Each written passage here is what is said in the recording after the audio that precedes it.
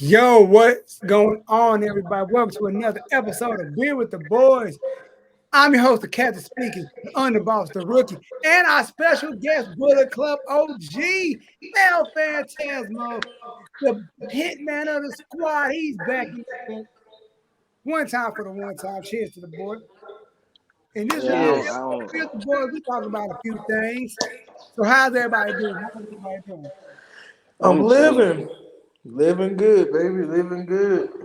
What Like you it's drinking on? golden. What you got? What y'all on? What y'all got on? What y'all got? I'm sober today. I'm sober today. Yeah, big water.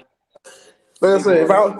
if I knew my boy was gonna come through, oh God, I would have turned the fuck up. I'm on that Sam Adams Oktoberfest. You know, it's pretty good. It's pretty decent. He's on that Samuel Jackson. Gotta try that. It's his Gotta try beer. that. It's It's good. his It's So like, beer. I mean, like it ain't one of my favorites. I like the the summer summer ale, shandy. the summer that Shandy from Lane Kugel fire, and that summer ale from Samuel Adams is fire. So those So It's my beer. stop. You can't do it. It's first my and form, bill. first and foremost, allow me to introduce myself for those that may have forgotten about me. I Talk am to me. El Phantasmo. I am the Yeah. original, the IWGP US title holder, the ROH World Heavyweight Champion. Too sweet me on that. Talk, my G. And now, your boy, the captain, has given me the call. He said, I need you back. The boys at the bar, they miss you. They want to see you. They haven't heard from you in a while. So I had to oblige the captain. So today, ladies and gentlemen, you are witnessing history in the making. You are witnessing He cut a an promo. iconic return. El Phantasmo is back. I A mean, beer with the boys. we eating Wagyu steak, man. We drink Sapporo off the tap, man. Mm-mm. Eat sushi, Korean barbecue. We having a good time. We Yes, having a good sir. time. You And already know. I have So, to man, go ahead and say it's good to see every single one of y'all again, the rookie especially, because I heard a lot about you, kid. I heard a lot about you. I heard you've been holding it down, but I got to see a little bit more coming from you. I got to see a little bit I more. feel you. I got you. You I already got you. Don't know. worry. Don't worry. word is he I'm gonna gonna go for show the up. House of Glory. No, not House of Glory. That MLW middleweight championship. I just heard that. I'm just saying. That's what I heard he on. That's, MLW? Okay, You I like what you I'm hearing. I you like what I'm welcome, hearing. by the way, sir. You welcome. I mean, the underboss. He Appreciate already you. in MLW running for that heavyweight title, man. So I'm just saying, brothers. We doing our thing out in these streets, man. So let's address the elephant in the room. Let's talk about this whole CM Punk thing real quick. Oh Him and God. the Bucks, Kenny, Ace I Steel. Go I ahead, will start. I will start off of that because I have been following this one for a little bit now. talk to me. So CM Punk goes on a rant after All Out after winning the World Heavyweight Championship, Yes, sir. and all hell ensued, pretty much. So from what I've been understanding, because I've been following everything that's been going on, supposedly via Dave Meltzer, CM Punk's rant was actually planned because he actually got hurt. He got injured. He's gonna be out for the rest of the year and going into early next 2023. Okay. So what ended up happening is he kind of knew that he was hurt. So this rant was, I guess, pre-planned, and he was just addressing a whole lot of stuff that's been going on between him and Colt Cabana. He aired out some dirty laundry between him and Colt. Supposedly, Colt Cabana and CM Punk had an agreement that he was going to help, that CM Punk was going to help Colt pay off some bills, but then they found out that he was sharing an account with his mom. So then they subpoenaed the mom. Colt then got a lawyer to like sue. They countersued. It got ugly. They went their separate ways. And the whole entire thing with Matt, Nick, and Omega is the fact that with Colt Cabana, he was working in AEW, but with CM Punk returning, Tony Khan thought it best to just move Colt Cabana to ROH. Basically, pay him the same thing as if he was getting paid in AEW, But because of CM Punk's presence and because of like the history those two have, CM Punk, with everything going on, Tony Khan basically made the best decision and just moved Colt Cabana to ROH. Now, the Bucks, from what I was hearing, word was going around saying that the Bucks felt like CM Punk got Colt Cabana fired. And in a sense, you could kind of say that's kind of true, but then again, it's like not really true because he never had a say. It's just his presence kind of made it look like that. So that's why CM Punk went on that rant. Now, there's conflicting reports as to how things played out. You heard that the Young Bucks kicked down the door to CM Punk's locker room, or that they were trying to be cordial about it, and then CM Punk just went on a full-on rage. There's conflicting reports of how everything played out with that. But ultimately, there was a brawl. Fists were flying. Ace Steel bits Omega and threw a chair that hit, I think, Nick Jackson in the eye. It was a mess. So, with all that being said, you got Nick, Matt, and Kenny suspended. Their trios titles stripped immediately. CM Punk was suspended. He's hurt. He can't compete. So, his title got vacated as well, which is why the Wednesday following All Out, you saw Lucha Brothers and Pac win the trios title. And then you have this world title tournament going on that's going to have Moxley and Bryan Danielson facing off at Arthur Ashe Stadium next Wednesday for the title. That's a lot to unpack right there. Trust me, there's a lot that's going on. There's still information coming out, and I've been trying to follow suit with everything. So it's pretty much an ongoing story as the weeks go on. That's crazy. I'm gonna say, let you go first. What you got? I'm gonna say this about the CM Punk situation. Like, I get if it was playing cool, I get it. But some of that stuff you saying they had nothing to do with none of the questions that was asked, and it was the fact. The thing is, though, there was no questions asked. I think that was like one. No, there wasn't. There wasn't. He just went out. So he just went off. So basically, what happened was at the presser, the dude that was going to ask the question said his name was Nick, and CM Punk picked out Nick, and he asked, "Who here considers themselves a journalist?" And Nick raised his hand, and he's like, "Do you have any? Have you ever done any freestyle work?" And he's like, "No, not really. Anything along with Scott Colton, who is Colt Cabana." He's like no. He asked, "Have you done any freestyle work?" And he said, "I've done some like in the past, but with Scott Colton." He's like, "Well, are you friends with Scott Colton?" And Nick, the journalist, said, "No, we don't see eye to eye." "Oh, really? Neither do I." And that's when he went on his full-on rant. I'm gonna say this though, like I get that, but it's a time and place for everything. It's a business. Agreed. It's a business. Remember this, and like I think the one thing I had a problem with is like bringing up Hangman Page for like Hangman ain't done shit to this man. For real. Facts. As Hangman, when he popped off his promo, I think it was a week that CM Punk wasn't there. He popped a promo off. And he said something about the old timers trying to tell him what to do and stuff like that. Something like that, and also calling CM Punk a part-timer, which is why when Hangman wasn't there when CM Punk returned, he called him out knowing that he wasn't there. Yeah, he was in the back eating. He was in the back and catering. That's why he didn't come out. He wasn't even in the back. He wasn't in the building at all. He wasn't there. Really? But now you kind of see where I'm going with this. I'm like, if that was the case, if he had such a big problem with it, the way you say he is, because if you really think about it, at that time in AEW, Punk was a part-timer. He only popped up with certain things. Yeah.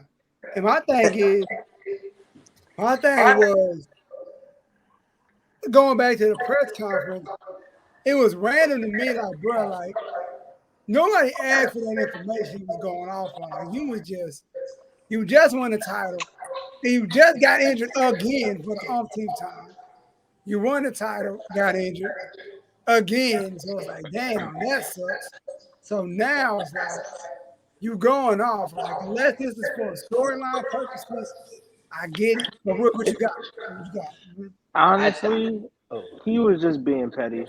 Like Yeah, that's just a petty moment to sit up there and go on a press conference for one after you won. And like Cavante said, this is a business, and you're just outing people's business because you feel like you can, because you feel like you're entitled to. Like for one, CM Punk, you're not. Like don't sit up here and just because you think you have the title, you can now sit up here and say what you want to say. No, you're not really the top guy like that. So really chill out. And you shouldn't be talking like that anyway. Like who are you see, to who are you to see, say anything?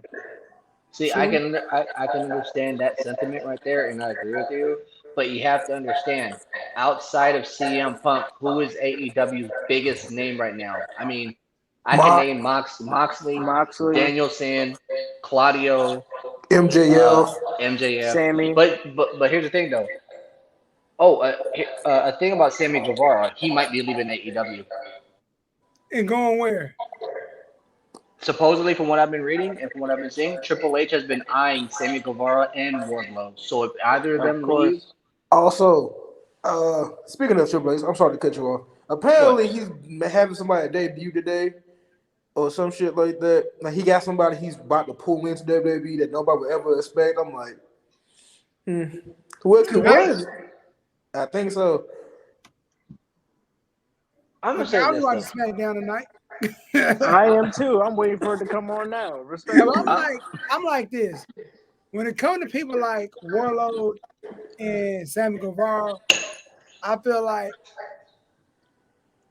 I would like them to stay in AEW.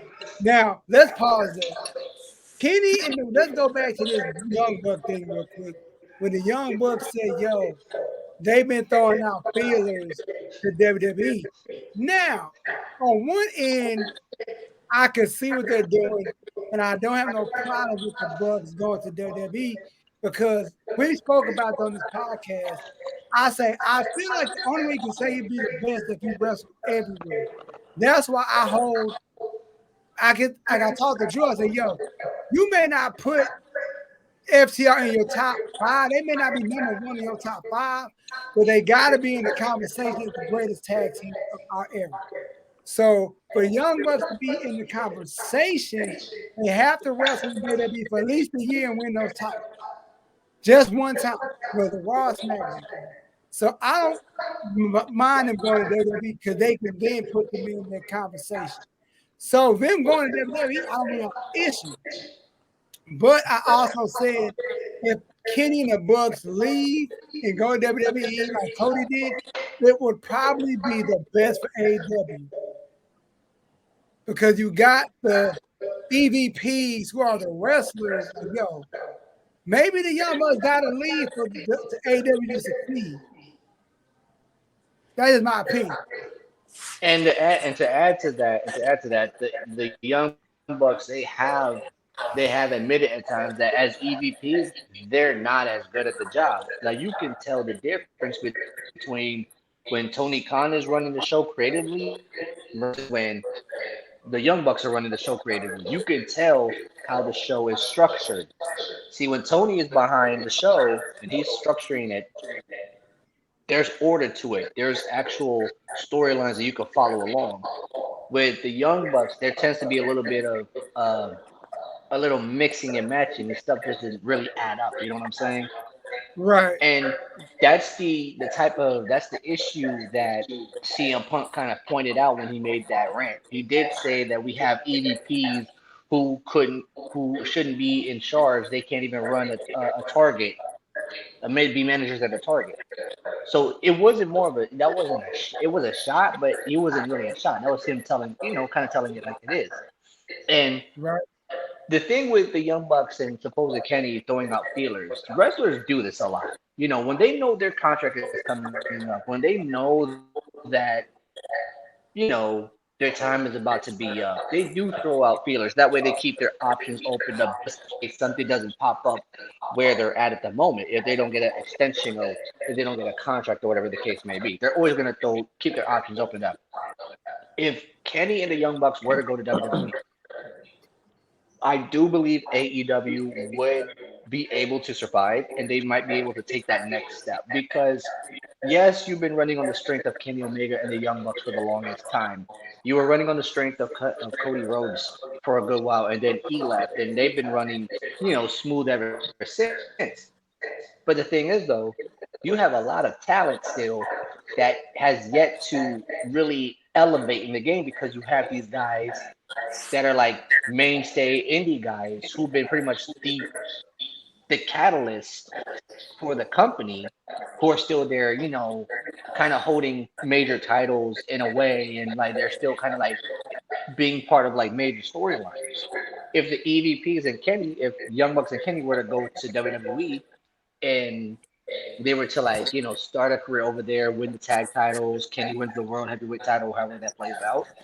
I believe AEW would benefit from that because now you have more talent that you've been developing, a la what NXT does with WWE. You have talent you've been developing on Dark and an Elevation you can bring up to Rampage and to Dynamite, and then you could showcase them and you could see, okay, we put the titles on these guys. Are they going to be able to carry it and run with it the way that Kenny and the Young Bucks were able to do it? Are they able to take that next step? And you'll get to see exactly how they handle the weight. And there have been guys in AEW that they've put the belt on just for one time, for the first time, and they're running with it smooth. They did it with Scorpio Sky. They're doing it with Wardlow. You had FTR that running it. You got Swerve and Our Glory that got the tag titles. And if I'm hearing correctly, I believe the Acclaimed might be winning the titles at All Crash. They should, and I feel like They should. So, like, you see what I'm saying? Like, so if Kenny and the Young Bucks do leave, that gives them opportunity to showcase and highlight the talent that hasn't really had that opportunity.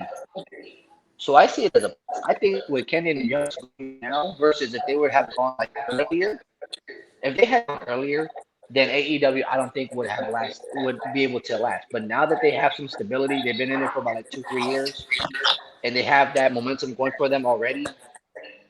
I think Kenny and the Young Bucks, they go to WWE. I don't see no issue with it at all. Go ahead, Rookie. What you got? So I feel like with Kenny and the Young Bucks, if they do go to WWE, AEW can survive, but that also definitely get Triple H's wheels turning, and he's going to OD off that. He's going. You know how Triple H when Cody came, he shot up straight to the main event, even though he did it, but he got Seth Rollins out of all that. You feel me? So if Kenny and the Bucks come, do not like with Triple H being in charge. Well, Stephanie and Triple H do y'all not think that WWE is going to rise up even more because now you got multiple matches that people have been waiting for. We've been waiting for the Bucks and the Usos, or the Bucks versus whoever, or Kenny versus Roman, or whatever. The Elite versus the New Day. I mean, yeah, exactly. So we've been waiting for these matches, and at the end of the day, now that you know that you have these two, and you have Cody, you have Kenny, you have the Bucks, you have AJ, you have Finn, you have this, you have really most of the core Bullet Club, the core members of the Bullet Club without the Good Brothers. You can still now you got matches that you can do. You can put this person against Judgment Day. You can put this group against whoever, or you can put Kenny against whoever. It's going if they come, Triple H's his mind is going to go into freaking I'm about to OD on y'all. And I'll even go further to piggyback off what you said. If they even I don't think the Bucks could squeeze out this kind of contract. If you remember when the Young Bucks and Kenny and Cody came back the first time, they had that 6-hour meeting with Vince and Triple H.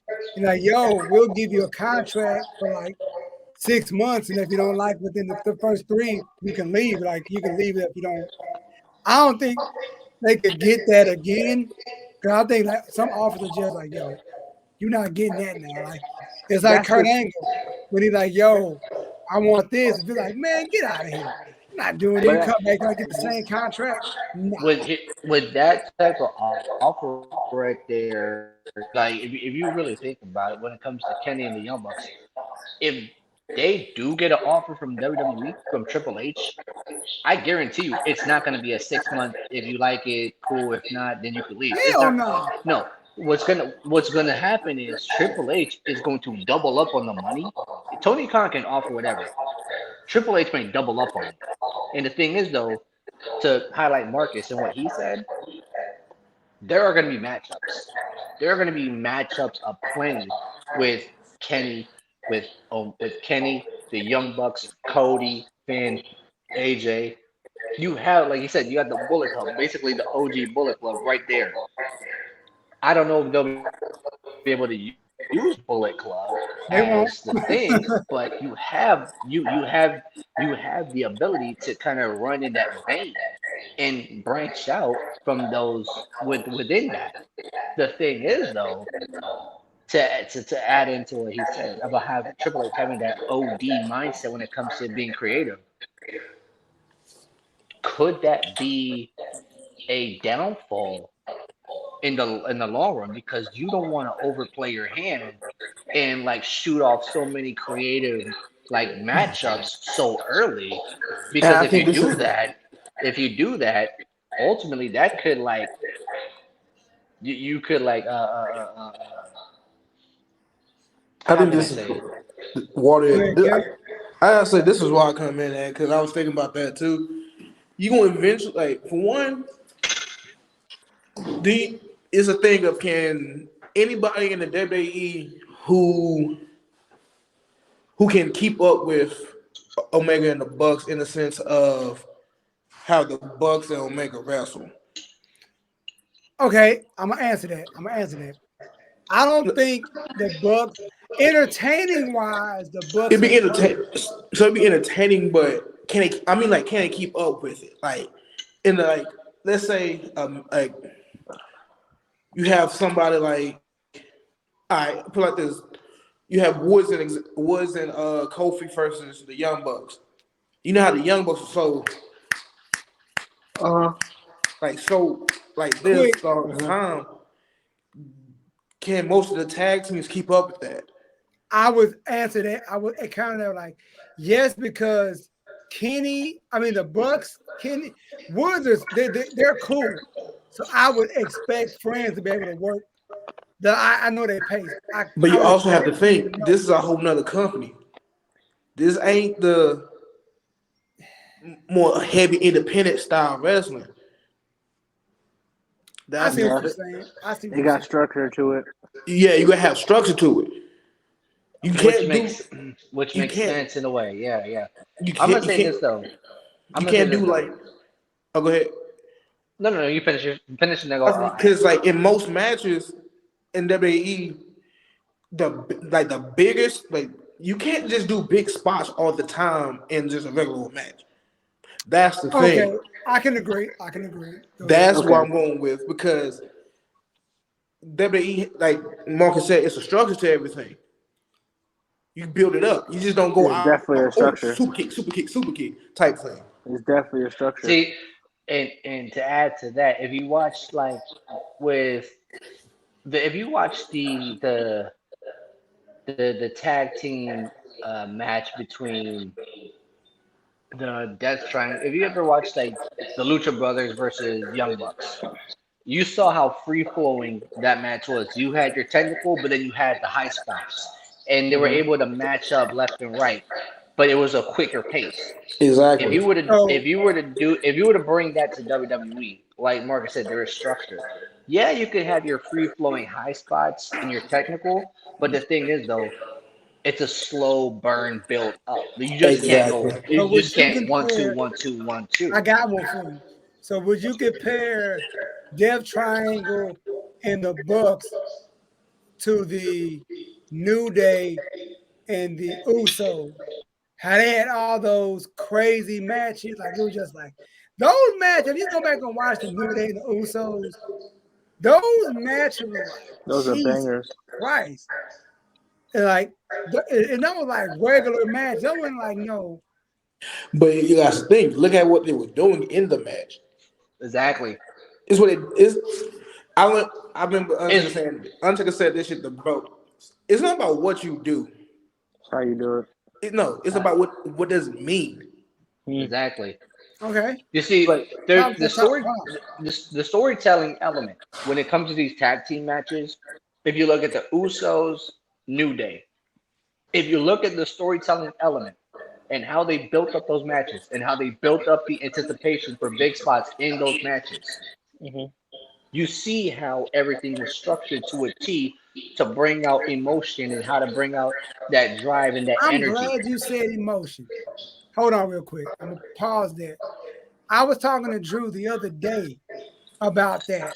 I said, "Yo, remember back when we used to watch those early takeover pay per views, and how at the end of the pay per view, like we in our rooms watch. It's like you look like you drain so much energy watching this match. You jumping up like screaming at the TV, like the emotion that they give you from the TV to the house to the room to watch it. Like, yo, you are burnt out just in your house. Like, just imagine being alive and seeing what they the stories being told in these said matches. Like, wow, you like that's where you at. I understand why you bleeding in this match. I understand why you use that weapon. It's like there's no this story can't go. This is the end. There ain't nothing after this. There's no coming back from what after this. So when it goes to like the Lucha Bros, Death Triangle, and the Bucks, or the Usos and the New Day, or the Wyatts and the Shield, those big matches, like yo, They built we that was story. lining up for the New Day, no, for the Mhm. Wyatts and the Shield. We Mhm. paid Okay, attention. okay. Yeah. So I'm gonna bring another match. I'm gonna bring another match, and I want y'all to honestly tell me how this match made you feel. Do you remember the Shield versus Cody and Goldust Man, with Dusty in the corner? man, Mm. The man. storytelling prior to that match, Cody gets fired, Goldust gets fired. They're both fighting to get back in because the authority and the Shield Mhm. was the hound was the dogs, basically the hounds The for the House of sheep Justice. for the Yeah. authority, and it led Yeah. up to that tag team match. Mhm. Yep. The You saw the storytelling. Now, I emotion, think the storytelling, the emotion, the energy, everything was built up. So exactly how it was teed up to bring you to that point. And I also say another big element of that whole story was Dusty himself. Because the simple fact is like, because I think with that match, if they would have lost, they would have been out the WWE, right? I'm Yeah. Hmm. not. I'm not too sure.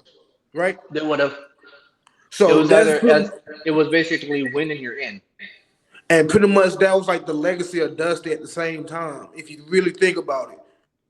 And Dusty Yep. Rhodes gave these boys like the biggest pep talk before the match. And as soon as he did that, you see everything change within Cody and Goldust. You seen everything change with their attitude at that moment. Like you've seen it. And who doesn't love Dusty Rhodes? Like if you really think about it, who doesn't? Like throughout the history of wrestling, he is like literally one of the most lovable characters. He's up there with like Mick Foley. Like you really can't hate those two guys. If you hate those two guys, something's wrong with you. Like most Yep. people And can tell you that. and not only that, Dusty Rhodes. Not only that, Dusty was a staple in the NXT Performance Center. He was the staple in NXT. Like a lot of the OG NXT superstars that are now main eventers, like Bailey, Sasha, Charlotte, Becky, Roman, all them. Roman. That those were Dusty's quote unquote kids. Yeah. Yeah. He worked with them personally. So having that tutelage, having that honor of working with Dusty, there is not only a lovable factor with him as a wrestler, but as a person. It's and speaking of Dusty, before we switch gears, I remember a story that Brodus Clay told about. Here's what I told Vontae about this like 2 weeks ago. When brothers came, like, yo, man, they want me. Oh, the Funkasaurus. Yeah, he said, yo, man, I had made Vince McMahon laugh. And that was it. And Triple H like, yo, man, you know, what's yeah, you gotta talk to Vince. And like, yo, I don't dance. Like, what is this? He's now you would think going to Dusty is gonna be like, yo, Dusty got my back. Or is he wrong? Yo, Dusty, man. What was say big ass like, yo, they want me to dance, man. I don't dance. He said, Dusty with a straight face say, you think you better than me? I dance. He said, I dance. I made it work. You think you better than me, man? Exactly. Grabbed him by his hand. Took him in the ring, man. Everybody leave. It plays, play some music. And does start dancing in the middle of the ring, like dance with me. I'm this big bouncer dude. I used to be a bouncer. He said, I broke. I had to dance with Dusty. I couldn't help it. I had to dance with him. But in a sense, you had to think about it. It made sense because Dusty wasn't the most, in a sense, appealing guy. If you really think about it, but Dusty was just a normal everyday guy. But the thing about Dusty, you seen the passion he had, and he seen everybody seen like the passion and the talent that Dusty was.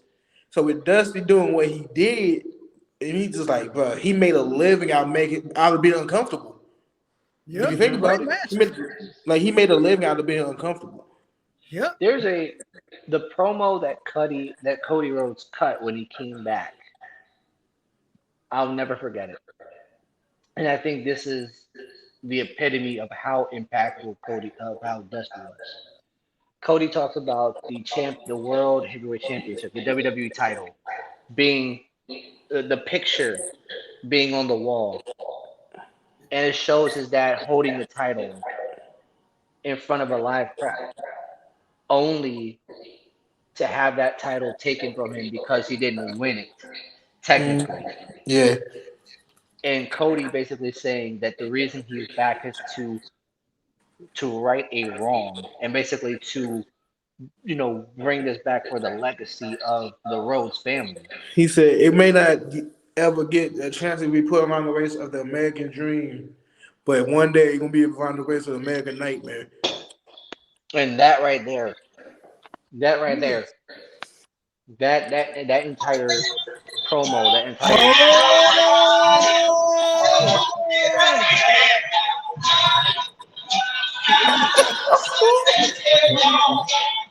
Big bro is in the house. What's good? What's good, big brother? Hey, turn your music down. I'm walking away from it now. That nigga over there listening to Lick House music. But, I'm at a dance event. Need not worry.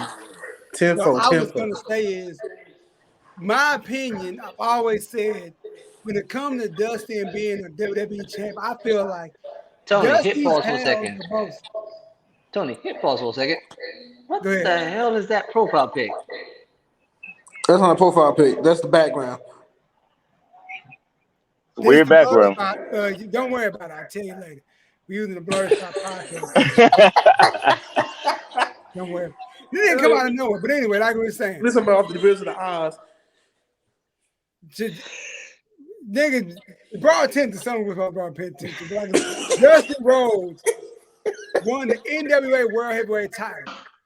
I think that's the most prestige belt in our business. So it's one of the first belts, and Dusty's held it.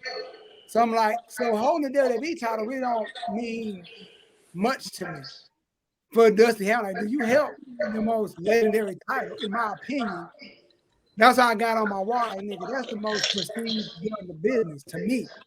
So holding the WWE title is like, all right, I can be wrong with opinions, but I understand that. And I think the reason why it was such a big deal for Dusty to hold the WWE title is because look what the impact he had within that company. Like, look at what he's just done with that company, for the company. Yeah. Like, even when he didn't wrestle, look what he did. Like Jordan said, look at all the NXT guys that work with Dusty. Look at where they at now. Mm-hmm. These guys have held multiple championships over the years they have been with the company. They are pretty much the mainstays within the company now. He's one of the few WWE Hall of Famers who has not won the big one. He's one of the few. But the impact that he left within that company alone basically overrides Them not winning that. it. It overrides it entirely because of like what he's done within that company, what he's done with every single person he's worked with. What's up, Rod? Can't hear you, bro. Hey, Nigga, are you muted? You may have to leave and come back. But yeah, I saw that. I saw that too. He was like, so I feel like this week, like I said, switching gears once again. They're making a Iron Claw Von Erich documentary. I'm gonna say this. That's gonna be shit. That's gonna be one sad ass documentary. It's gonna Oh be yeah, what? especially when it comes to Hey, me. sorry, hey fellas, number love. I gotta go because I'm still where I can't be talking. So All right, peace man. out. Peace out, brother. All right, I hit you, but All right, bro. that's gonna be one sad ass documentary. I don't care. When it gets to the end, oh yeah, it's gonna be tears and again. But like, if anybody the story, like the people who don't know the story of the Von Erichs, they will that day. They gonna oh, will the Von Erichs. Yeah. Oh yeah. If you Man. like I say, you can't be from the state of Texas and I don't know what the Von Erichs is. Then I know about Terry and Dory Funk, Dory Funk Jr. Senior, Dusty Rhodes, and you can't be from Texas and not know about the goddamn Von Erichs. The Von Erichs is what built Texas. Are you kidding me? Hey, The Von boy. Erichs built it. You cannot. I mean, if you're young in your 20s, who are your parents? One What you story. getting? There's only one thing you got to say. The What? sportatorium. If you don't know what that is, know about the sportatorium. you don't know what that is, and you live in Texas, it's a problem. Nigga, my mama from Mississippi, she know about the sportatorium. I'm from Mississippi. I know about the sportatorium. Go ahead, Joe. Former military child here. I don't know the next white sportatorium. Anybody want to explain it to me? All right, so the sportatorium. I'm a former. Yeah, help me out here. So the sportatorium was pretty much where all the WCCW talk to him wrestling events happen. So all the Von Erichs versus the Freebirds, all those type of rivalry matches, all them legendary matches, like the NWA titles, like with Dusty and I would say Ric Flair and the Steel Cage, Magnum TA, all that. So this was kind of like this was like the Hammerstein Ballroom in Texas. Yeah. No, not that. This is like that's the Madison Square Garden for Texas. Yeah. I get that. That's how big of like during that era. They still. I remember one time we was coming from Mississippi. We passed it. My mom like, "Yo, that's a sportatorium right there. That's where they." And it's like I think the building's still there. It's a landmark at this point. I don't think they can tear it down. Yeah, it can't. It's like a historical landmark now. Like you can't tear it down. Like really? It's one of those things where it had such of an impact in Texas in the sports world. They're not gonna mess with it. They're gonna just leave it there forever because of the history they had. That's like that. That's like the ECW arena. They're never getting rid of that arena. Yeah, the Hammerstein Ballroom. That happens. Original in South Philadelphia, though, the Bingo Hall where ECW used to be at. They still have that building. They still run like independent shows out there. And go ahead, Ricky. Wow. All right, so can y'all hear me? Yes. I can ask my question. All right, go ahead. So I was gonna ask y'all: is Dustin Rhodes a first ballot Hall of Famer in y'all opinion? Because I feel like, in my opinion, he's definitely first pick to be in the Hall of Fame when he decides to like hang up the boots. In your opinion, is he first or is he like after? Like, I'd say it's tough. It's tough to gauge. That's a tough question. That's tough to gauge that because you know what? No, I'm gonna go ahead and say this. I'm gonna say Dustin Rhodes, Hall of Famer. I I say yeah, I say yeah. he gonna be I a think Hall he's of first. Fame. I say first ballot. I think first ballot Hall of Famer. I think he I has the. definitely I think Yeah. his resume speaks for itself. The Yeah, I The will. resume, only thing will the probably keep legacy. him out is that they being petty.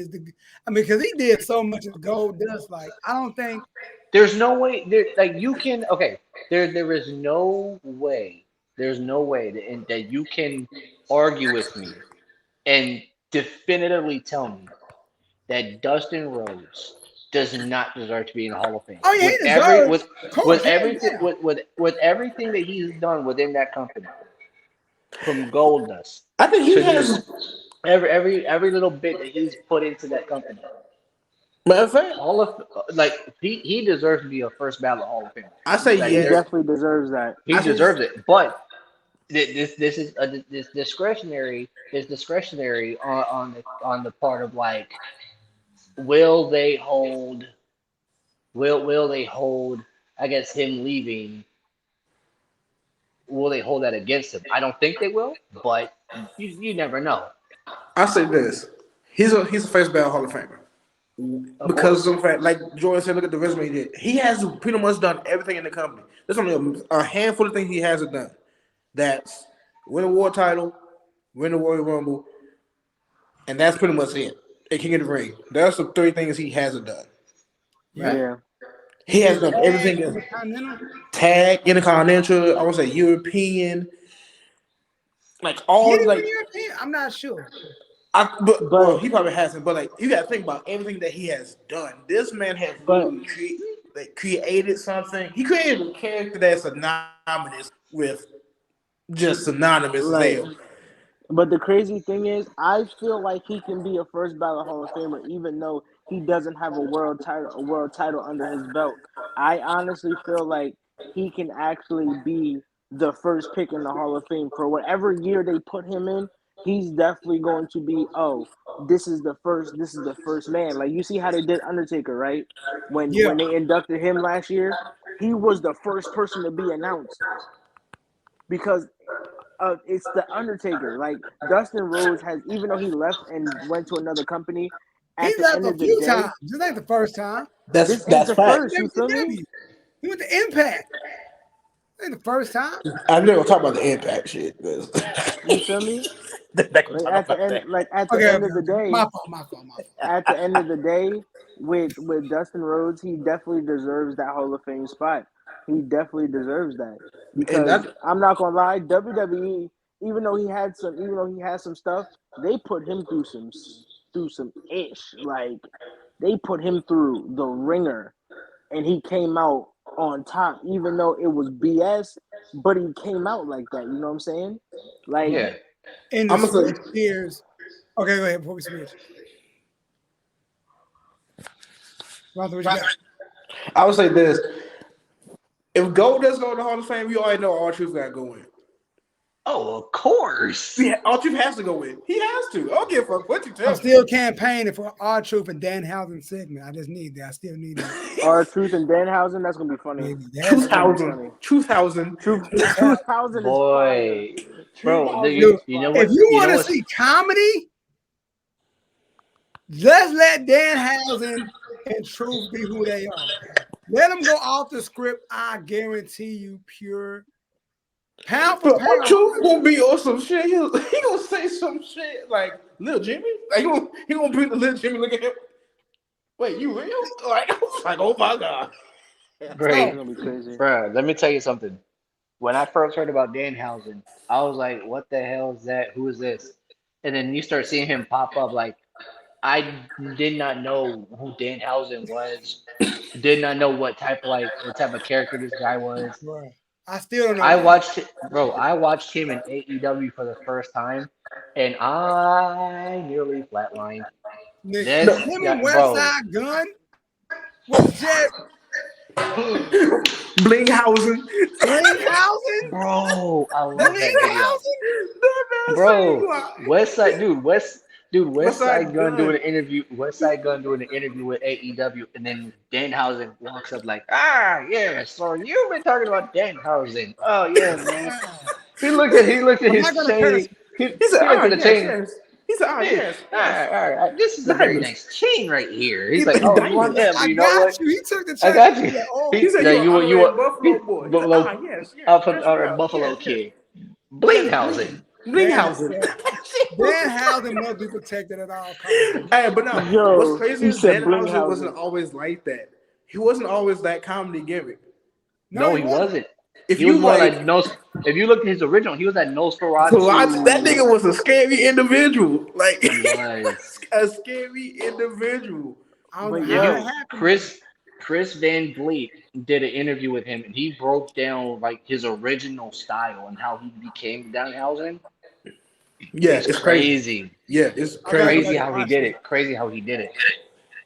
So to get to like the topic of the before we go into our closing thing about the match that we're gonna want to talk about, this whole if y'all want to talk about it, EC3 and Velveteen thing. There's the video on that. What I y'all ain't got think? shit to do with that. I ain't got nothing to do with that. You want to mosey past that? I ain't got Hold nothing on, to do I'm with gonna that. talk about it. I'll talk about it. If I nobody else will, I will. I'll do it. I I ain't haven't got nothing seen to do it. with that. I You haven't know, seen it, let's so put it I like don't know. this. I can't talk on it. So I'm gonna tell you what this was. Is Break it down to the most PG as you can get it. No, Without no, alright. no, saying, no, So no, no, no, no, no, no, no, no, no, no, no, no, no, no. so have you Don't, heard no, no, no. about what EC3 said about Velveteen? Hold on, wait. Before we start, don't make it PG. This is PG-14. We want the full thing. all That's right. a Snapple top fact. So That's a have you Snapple top heard fact. what EC3 said about Velveteen? Yeah, we're talking about like what he was alleged. Yeah, he said he was not pretty much. EC3 said Velveteen was taking pictures of people's situations. If you know They what I'm talking they about. penal area. Oh, so he's a peeper. So Yeah. So this is what. So that's what was said. Velveteen made an Instagram live video and said this shit. he This he man spilled said, every "All right, first off, ounce of tea he could spill. Every drop. he said first off, EC3, let's not tell people what we was doing. What kind of powder was on the table? That was off real. That was the beginning of the video. He ain't lying. That man said, what kind of powder were we He doing? said we was. Then he said, "I'm not gonna say I was at the party because one of the people who was there still Still works. works for And WWE. I'll say it off record because who I think it is because it's only one person that I can think of it is. And I'm probably Braun. nah. Oh, Who? You watching SmackDown right now? Okay. Who like there's no who's ever in the ring right now? That's what I think it is. who's in the ring right now? Don't worry about it. Don't Hey, worry about bitch, don't play with me. it. I'm You not better gonna tell say us. it. I'm not, Hey, rookie, you better tell us, speculation. damn it. But It's anyway, Ricochet and Sammy that's in the ring right now. Ricochet. Ricochet. Oh dear goodness, not Ricochet. He's he Ricochet. said only one person that was, and I broke it down like, wait a minute. But he did say it's one of the few people like they have mutual friends with, so that makes sense. So I'm guessing that who it could be. I could be wrong. He says it was him and another guy. It was like two people. He said he still works in WWE right now. One So still was that in means WWE, the other was not there no more. And he said one of them that was the means NXT standout, so they that was makes getting sense. they were. Ooh. Makes sense. But Never anyway, mind. Keep going with the so story. but then he was like, you was in the corner, pissy drunk, then the passed out drunk. And you was going, and he said, I left my phone in your bathroom. And you try to go through my phone because you didn't know if I was a homosexual because of the gimmick I played on TV. Mm. Oh. Yeah. And then he said, when I heard the allegations, I gave my phone to the two people who was there and let them go through the videos, the photos, and the recently deleted on my phone. Yep. And they So didn't he find really. anything. They didn't find anything. So he was like, so whatever you trying to say, like, And he was making like, up. yo, then he said, yo, why is it when all this stuff when he started getting in trouble, you say what you said about me now? Because apparently this happened in 2019. You know how long 2019 This is was? 2022. That's 3 years Almost ago. 2023. Like, you wait. And then, but Velveteen is an asshole too. He said, this how you treat the man who gave you your best match of your career. I was like, That's a fact. I That's a fact. was like, Velveteen is on one. And it's like, So who do we believe at this point? I ain't got nothing to I ain't say. getting involved. I ain't getting involved in that. Hey, I'm gonna say this for right now. I'm gonna go with Velveteen for right now. Cause nobody's gonna admit they faults like that. He said we were doing cocaine that night. No, anybody who's trying to cover up anything is not gonna say we were doing cocaine that night. Just What type powder was we doing? That's exactly what he said.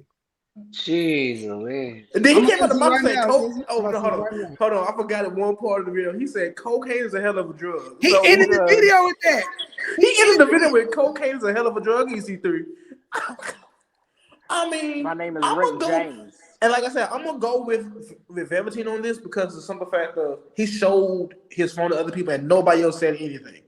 Nobody said, "Yeah, he did it." Like nobody really got on him. Wait. So So wait. So you said that so when the allegation was made, he showed his phone to two other people, and they basically vouched for him, saying that nothing was there. yeah, Exactly. Did he go into details as to who he showed the phone to, or he just said, "I No. showed my phone to two other people"? no, he said he showed his phone to He- the other two people who was there. Yeah, because he He wasn't ain't saying say no who. names. He didn't He like, didn't say no yo, names because he said one of them is still with the company. It's still with the WWE. Oh. And the And other one if he doesn't say work with the something, company no more. So he But he said he's he's protecting protecting them. identities.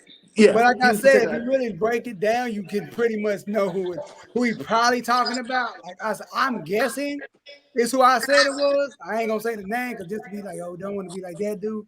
But that's what I think because that's the only person who's from them. Because like I said, if you going back to those days, everybody was in Florida. Right. Everybody else on the road on the main route. So who was all in NXT around that time? Who would all be hanging out?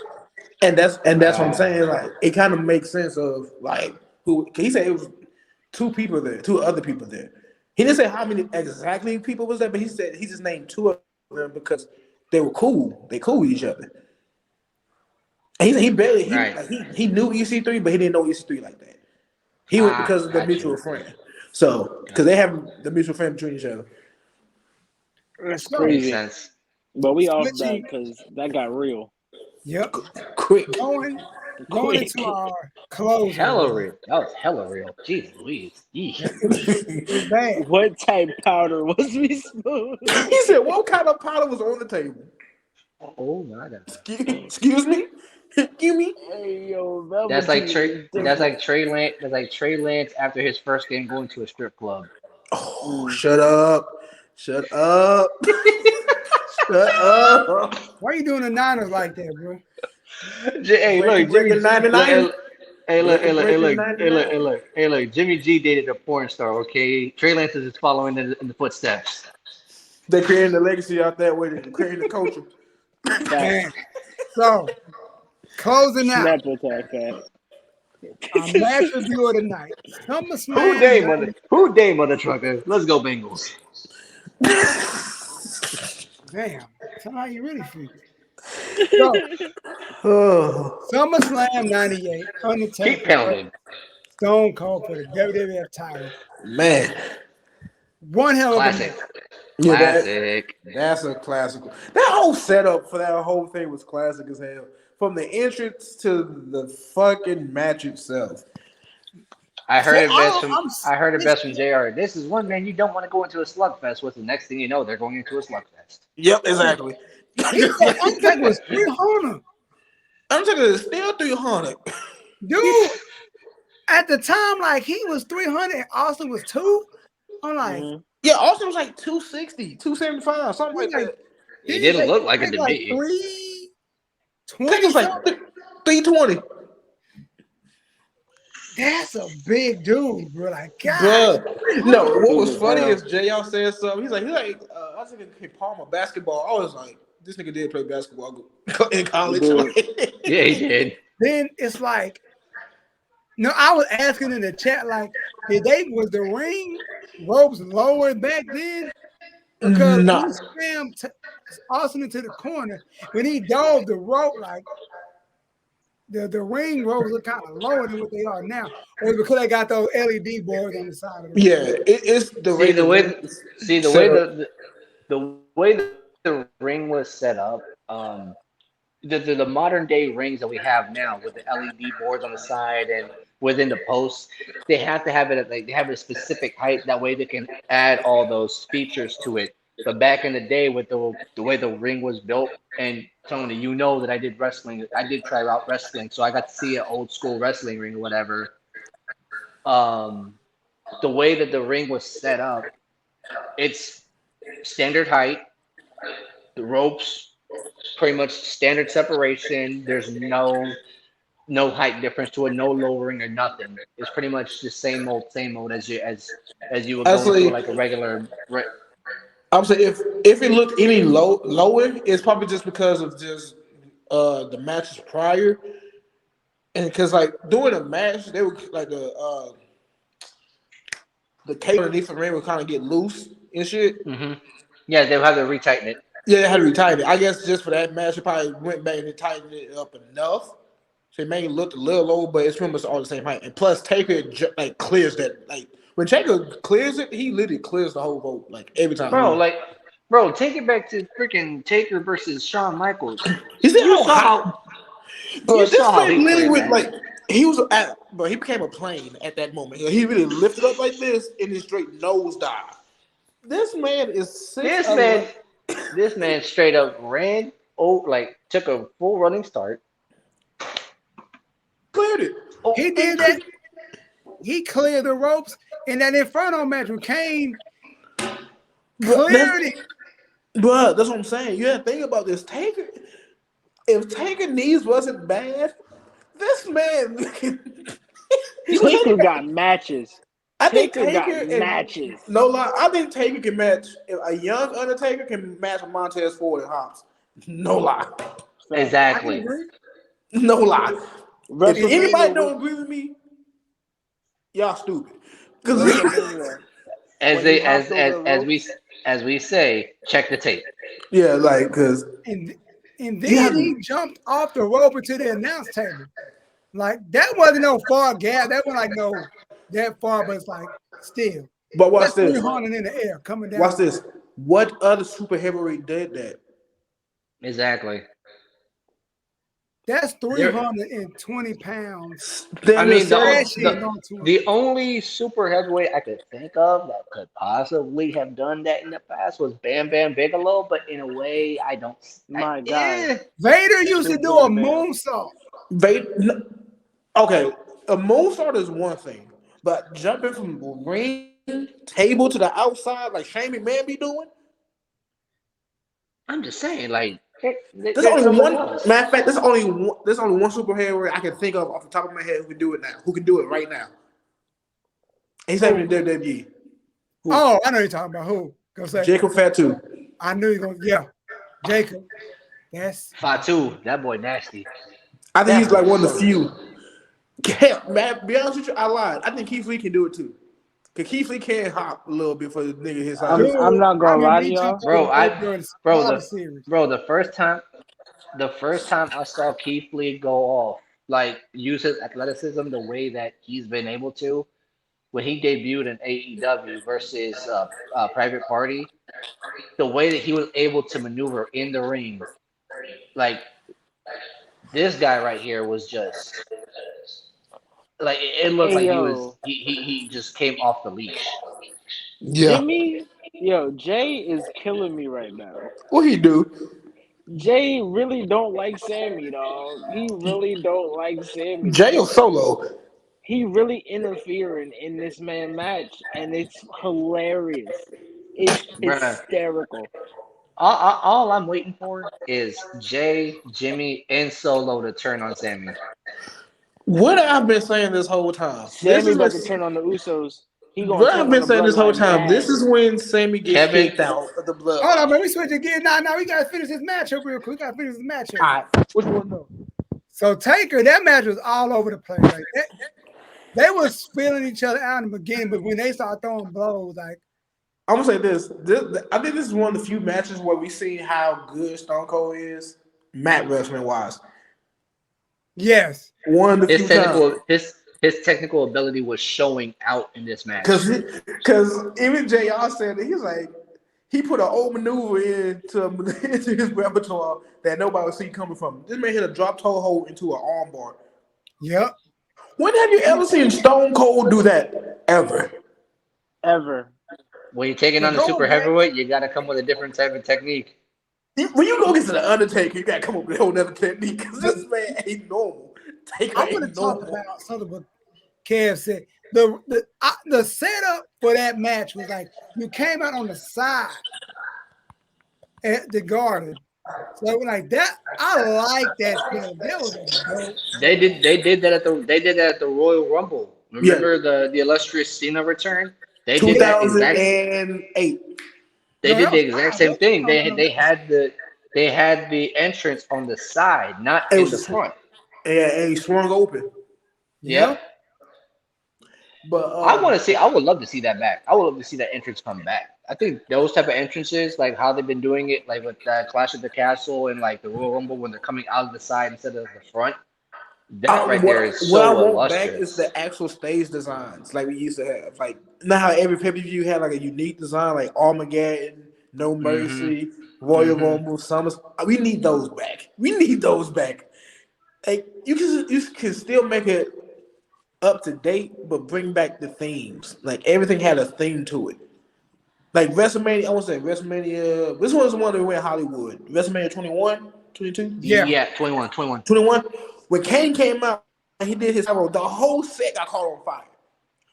Bruh, that joint was We crazy. need that back. Friggin' friggin' John Cena coming out as a Chicago gangster. CM Punk as one of them. Oh, That match, like I'm dead. that, but like the storytelling that led up to that match though, with Crazy. the Taker. I remember Taker and Austin winning the tag team titles, and they them drinking beer together, and like they weren't feeling each other.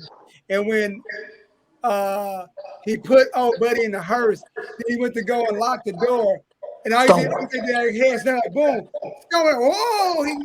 I remember all that fucking vividly. I remember that stuff like that is like And then I want to remember. say, won't this around the time when Kane Taker and Kane had a match with Stone Cold around that time later on. With I who? want to say Kane. Cause I was that the first blood match? The first blood match he did with Stone Cold. Yeah. It was like a little bit after that. Yeah. So and then and then also Kane kind of tried to interfere in that match. Yeah. And And he Taylor was like, like, hurry Taker was your like, stiff. take Get your your ass ass back to back. the back. He's like, go back there. I got this. Go to the Yeah, back. 1-on-1. We ain't doing it like that. Go back. And like, all right. And you see like the seeds was being planted for that three-way rivalry. Because then Hmm. after the match, Kane still came out, stood behind Undertaker, was I'm really like this. like I'm about to beat this man's ass. Like you Facts. I'm see really it. like this. Like Man, but it's like to look at Kane back then and now, like Kane was huge. He was jacked back then. bro, when seeing Kane back in the day when I first saw him, I'm talking about like just the seeing him and how big he was. It was like That's a what big in dude, man. like bro, yo what have they been feeding this guy? hey, I just Whole rewatched cows. I just rewatched the Hard Bad work and Blood dreams. the bad Ah, That's what they Wait, was what? feeding him. Hard work and dreams. That's what they was Oh, feeding him. I word, just That's word. what. like I remember I just rewatched the Bad Blood pay-per-view with Shawn Michaels and Taker in the Hell in the Cell Um, match. yeah. And seeing Kane really stand in front of Taker and like you compare them, you really like notice like Kane is more muscular than Undertaker, like Oh, more muscular. Taker Crazy. doesn't work out. Taker, no, Taker works out. He works out to lean. Barely. Kane look like he worked out to build bridges. Like this man look like Taker. If you like Mark, like Underball's got a point. Taker leaned out a lot. Like he didn't really build up muscle he to just look bigger. He had muscle on him, but it was more along the lines of like he wanted to have that athletic style body. yeah. Kane, on the other Taker hand, had he had country boy. that. He was Kane country boy had muscle. He like, yes. I'm a It's country like boy from Brock, Texas. like Brock Lesnar, country boy muscle. But the funny thing is, Kane is from Maine. Kane is from Maine. Like Hey, they got country land over there. no, Baby. no. It's just one of the things like when you think of Maine, you think of They got farmland. vineyards. You think of like wine and Lobster. Bruh, shit like that. You don't think of no big 7 foot. he was on a lobster farm. You don't think about no Damn, big ass lobster 7 foot, 300-pound ass man walking around with like big ass bells of crab and shit, just walking down the street. Right, Like He That man was a lumberjack. he was on a tugboat he was on a tugboat getting the crabs. no, Game he was over. pulling the Game tugboat. over. Like that Damn. motherfucker was pulling that Game bitch. over. He was in the Game water over. pulling that bitch. No. He was on the dock with the rope yanking them like, Come here. Like, hey, He was like we got Captain stuck. America. Like, they say this. We got stuck out here. Throw me the rope. Throw me the rope. All right. You see him just Pull pulling this this bitch with shit. my bare hands. he's like No gloves. Like- just pulling rope. Like he's like you hear the captain. Hey Kane, we need you to go out here and help us dock the ship again. All right, throw the rope. throw the rope. That's how you throw the rope. Oh, Hey. boss, bring us home, man. It's like- Bring us home. it's Close like- us out. Hey, throw the anchor. Kane He is the anchor. Kane is the anchor. That motherfucker is under the boat just holding shit down. Bring us home, bro. Bring us home, man. What you got for close us out? Close us out. Final thoughts. But that was Survivor Series 98. Yep. Yep. That was a great time. That was a great time for wrestling in the WWE. Dude, Like- 98 and like 97 and 98 was just a good time, just in general. Yeah, like legit. Like it was so many great pay-per-views during that whole stretch. Hell, even 99, like like that 3 year span of 97, 98, 99 was like some of the greatest 99. storytelling. Let's go. Young man. You were just getting here. He was just getting born. You were He was even late. thought I yet. tell you, he was late to He the party. was man. already he was molded by This is hold him. This is him. This is Hold him. on. Damn! Wow! Hold on. I got it. Wow! We was molded by the Attitude Era. Born in it. Molded by it. You was simply adopted by it. Like, Man, we messed up. We lived Y'all through just an hit me era with that we the shouldn't have Bane. been Y'all in. disrespectful. molded by it. Y'all hit me ECW, with Bane. Attitude Era, we shouldn't have been watching wrestling then. Oh, at all. We should have. No lie. We should have. See, The Rock said it. The Rock said it best. See, The Rock said it best. When he comes in, it's so electrifying that mommy and daddy create rock babies. That's what you was at. Not create rock babies. Damn. But That's now, crazy. all in all, the Taker. Let me say this: the Taker and Stone Cold rivalry is a classic rivalry. 'Cause- Would it top Rock and Austin? Ooh. I want to say top it, but it's on par with it. You know what? You know what? Now that you bring that up, I gotta give it to Stone Cold and Rob because I don't remember him and Austin feuding the way Taker didn't give a damn about being the top guy. Rock and Austin was like they were the biggest star in the WWE at that time. That's fact. Not Triple H, not Shawn Michaels, not Big Show. Well, Shawn wasn't around at that time. Who? But Shawn wasn't around for majority of that time, though. That's what I'm saying. But I'll say this: for me, I say Taker. So if I'm comparing the two, they are on par with each other. They level out because of it's a different style of rivalry. Like Tony said, they was vying to be the top guy with Austin and Rock. They both could talk. They both could talk. They both could sell the fight. They could do all that. It had Nice. storytelling. But with Taker and Austin, it was the same thing, but it was way less talking. It's more, I'm gonna beat your ass when I see you. But see, Right. I would And that's piggyback and and that's say what I liked about that. the only thing you could compare is whose rival was better, Taker and Kane or Taker and Foley, or Taker and Mankind. Ooh. Taker and That's where we Kane. got an argument. I'm saying Taker and Foley. no. I'm saying that it depends on what you're looking at. If you're looking at overall storytelling aspect, Taker and Kane all the way. Yeah. They had people had to put that as like the greatest storytelling in WWE history. Yeah, because Taker and Kane was that. like because of the story, this other story itself and how they prolonged it. Like, when Yeah.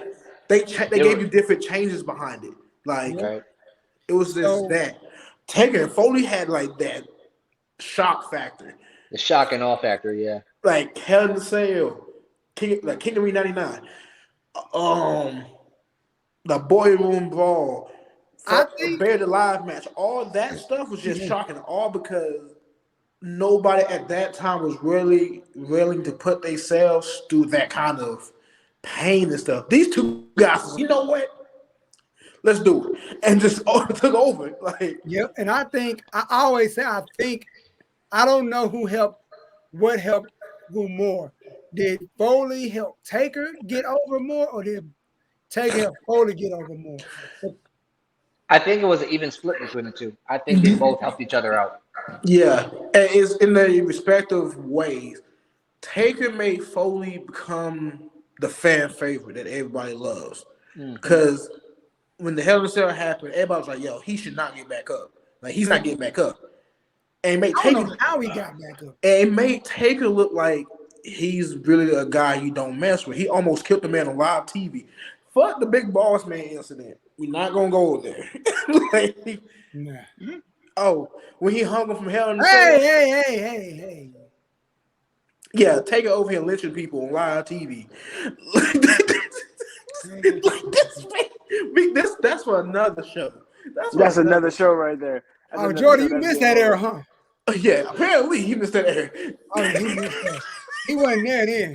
We'll talk about off camera. Yeah, we talk about off camera. I got you. Because I remember that vividly. Like how Tony said he remembered like that storyline with Austin. I remember that vividly. But Got to hear about that one. it made Taker look like the unstoppable person who don't give a damn. Like So for like real. so Ministry of Darkness, American This is before- Badass, all that. But this is before Ministry. This is like some years. Oh, before so this Ministry. is OG Taker just No, that wilding out on wasn't people. Take. I remember because Edge and No. We're talking about Mick Foley. Mick Foley. Oh yeah, okay. I thought That's like a little bit before that. Oh yeah. So this was basically OG Taker before he went on that tail. This is the Taker in transitions to that. Oh, He still had this is like WrestleMania 13-ish Taker. Like this is when he started wearing like the dark black leather outfits and all that stuff. This is that Taker. oh, But it made Taker look like, this man don't give a care about anybody. Nope. He doesn't care what he would do to you as long as you win the match. right. And so they helped each other out because at that time, Mankind was that guy. Like he was a heel, but he didn't like. But everybody like was starting to like him, but they didn't know how to get him over to be a face. So he was kind of like the heel turning into a tweener. Yeah, man, like that was Mick Foley at that time because people remember Mankind as that psychotic evil guy who's going to torture you, practically. Right. So during that match, when that happened, everybody was like, "Yo, did Taker just kill a man on live TV? Like, just threw his ass off." And then He's like, you ready? Sure. What? But the crazy thing is, Taker backstory for that, Taker did not want to throw him off the top of the cell like that. Mick Foley was the one that told him to do it. Exactly. And Taker was like, "You sure?" He's like, "Yeah." And he was like, "All right." And that was in the regular breakaway table that he fell onto. Yeah, he just Then he wasn't supposed to go through the cage or top either. exactly. But when people see him get up off the stretcher the first time, everybody was like, "Yo, how is he My even?" question- so my question Mick is- Foley's crazy. So my question is, like, when the cage busted, when they were on top and he went through the cage, Was that a mechanical failure, or was that McFoley saying, "Hey, just go ahead and throw me as No, hard as that you was can"? because they weren't supposed to be at the top. It was like they had those zip ties on it. Yeah. That wasn't supposed to. Nobody was supposed to be up there. And as you can see, when they was walking, it was You see it hanging like in. dipping in. So when he Oh, slammed them, he said the he the went cage through. gave way. Yeah, Yeah, he it went gave way. through. Because McFoley, because both of them were like 300 pounds. So you got people 600 pounds walking on zip ties. Yeah, and then he said when he went through, he Oh, hit the ground and knocked him out, and then the chair hit him and it woke him up. Yeah. wait, the chair woke him Yeah, up. Yeah. because he choke slammed in the chair was on the thing, and he choke slammed him, and he hit the ground and knocked him out, and the chair hit him in the face and it woke him up. Come on. And then at the end of the match, he said, "Yo," he was so out of it. He said, "Yo, Taker, did we use the thumbtacks?" He said, "Mick, look at your arm." He was gone. He said, "Did we use the thumbtacks?" He said, "Look at your arm." Oh, Facts all okay. in that bitch. Like, Wow. But like, Okay, yo, hold on, we gotta wait. close. We gotta close. We're gonna be running long. Wait. One more question. One more question before we go. Before we go. I gotta ask you, since we talked about rivalries when it came to Taker and Austin and Taker and Rock, modern day right now, whose rivalry would you say could be on par with those? Roman and Brock, yeah. Roman easy. Brock. Hell. I'm gonna say New Day Seth and Roman too. Usos. Seth and Roman. Yeah. New Day I like Seth and Usos. Roman. I wouldn't say Brock because Brock isn't there every week. I don't think we have a rivalry like that right now in WWE. Cause I ain't even watching WWE like that, but I keep up to speed. But I'm back watching it. But Hey, I don't think there's a level of a rivalry. Only thing like that you could say would be Cena and Randy Orton. That's it. But hey, I'm about to get off of here. I got somewhere to be in a little bit. I love y'all, boys. Keep it steady All right, up. brother man. Take Bullet care. Club love forever. Yes, It's sir, out. brother. I'll catch y'all boys later. Easy. I tell you, All right. hey, I'm gonna talk to you about the Undertaker Boss Man thing too. I got you. All right, man. All right, y'all. We're gonna get it out of here. Thank y'all for tuning in for another episode of Beer with the Boys. I'm host Junes. Well, the captain speaking. I thought it was the blurs my pocket for a minute. It goes my old intro. The captain speaking. The goddamn El Phantasmo, my boy, and my boy, the rookie. And we are out of here.